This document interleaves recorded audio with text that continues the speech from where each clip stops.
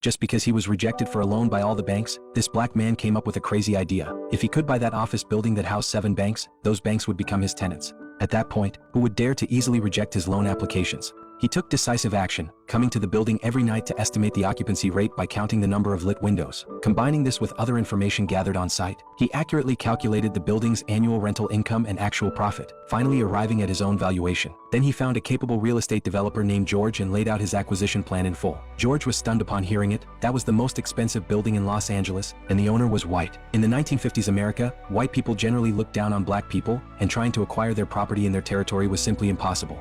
Charlie did not rush to refute. Instead, he calmly listed his reasons. The building housed 7 banks. Buying it would not only make it easy to obtain loans but also allow him to grasp financial and real estate trends firsthand, making his business smoother. More importantly, through his investigation, he found that although the building was in a prime location, there were still many offices long-term vacant. This meant the owner had limited rental income while also bearing heavy operating costs. Additionally, Charlie learned that the owner urgently needed funds for a new project, and this building was clearly a burden he was eager to shed. Finally, Charlie also presented the various data he had calculated, proving to George that this was absolutely a surefire deal. George was amazed. He realized that Charlie was not a dreamer but a practical strategist who advanced step by step. Partnering with such a person could not go wrong. But they now faced a practical problem. Because of their black identity, they did not even have a chance to negotiate. So they had to find a reliable white person to represent them. And Charlie already had someone in mind, Matthew, who had recently helped him renovate his house. Although he was just an ordinary worker, he had ambitions. Most importantly, he never discriminated against black people. However, when Matthew heard about this acquisition plan, he looked completely confused. He did not understand anything about loans,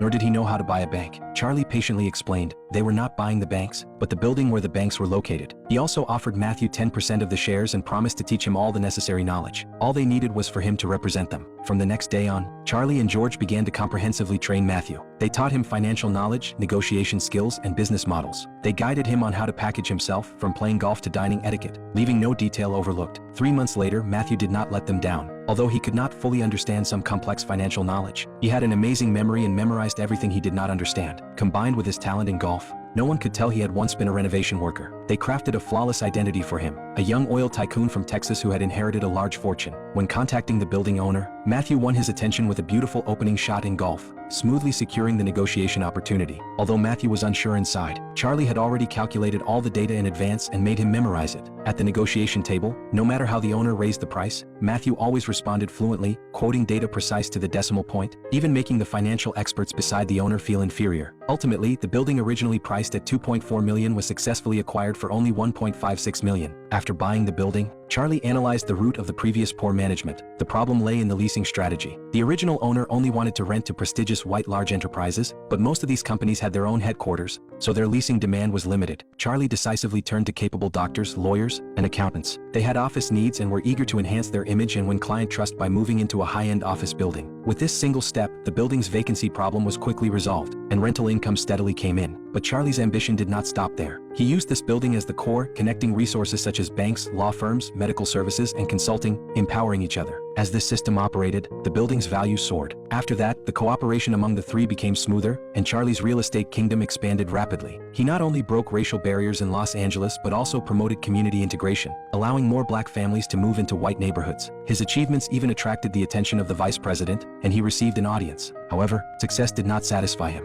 Charlie returned to his hometown Texas with capital and ideals, determined to shake the deep-rooted prejudice there. But reality remained harsh. Racial discrimination in Texas had not changed at all. They could not obtain loans from white banks. Even the black shoe shiners at the bank entrance only served white customers. This scene deeply pained Charlie and evoked his past memories. Charlie had also been a shoe shiner, but from a young age, he was curious about finance and intentionally set up his stand at the bank entrance, so his customers were mostly business elites. Sometimes he deliberately shined shoes slowly just to hear more of the financial information revealed in their conversations. As soon as the customers left, he immediately wrote down what he had heard. Through accumulation over time, Charlie developed a dream of becoming a banker, but his father anxiously told him that his ideal was impossible to achieve. Because this was Texas in 1939, black people doing business would not be received by white people at all. Despite this, Charlie's eyes still shone with determination. 15 years later, he went to Los Angeles with his wife to pursue his dream. Although they could only temporarily stay in a relative's storage room, this place was relatively tolerant towards black people, so he decided to start a business here. With his sharp business acumen, he quickly discovered a business opportunity. The vacancy rate in white neighborhoods was high, while black neighborhoods were overcrowded, so he became a real estate agent, specifically buying houses in white neighborhoods and renting them to black families with good economic conditions.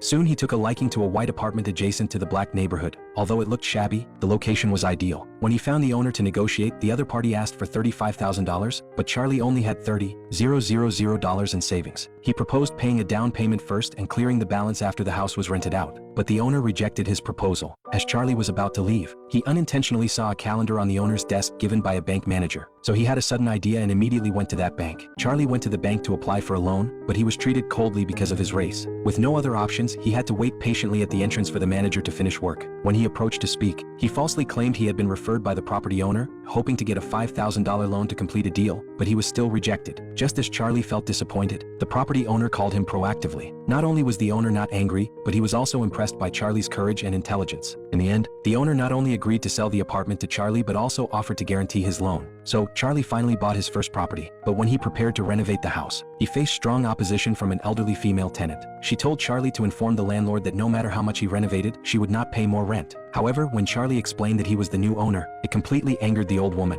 She yelled that there should not be people like you in a white building. Then she called the police, claiming a black man was impersonating the landlord. Charlie calmly showed the purchase contract. Even though the police checked repeatedly, they still found it hard to believe that this black man had really bought the building. In the end, they had nothing to say and could only leave. That night, when Charlie returned to the apartment, the old woman was guarding the door, trying to stop him from entering. Charlie smiled and told her he was the owner and would live there permanently. The old woman was stunned, and the next day, she packed her bags and moved out. She could not accept living in the same building as a black person. Sure enough, there was high demand for quality housing in the black community, and Charlie quickly paid off the remaining balance. The owner greatly admired Charlie's ability and proactively proposed a win-win cooperation. He would sign the contracts publicly, while Charlie operated behind the scenes, thus avoiding racial discrimination barriers. Charlie rarely met a white person who did not discriminate against him, so he gladly accepted, and they agreed to each hold 50% of the shares. They worked together wholeheartedly. The business grew larger and wealth accumulated rapidly. Charlie finally fulfilled his promise to his wife, moving from a storage room to the villa he had always dreamed of. However, fate played a trick. The partner owner suddenly passed away, and control of the company fell into his wife's hands. This woman was full of discrimination against black people.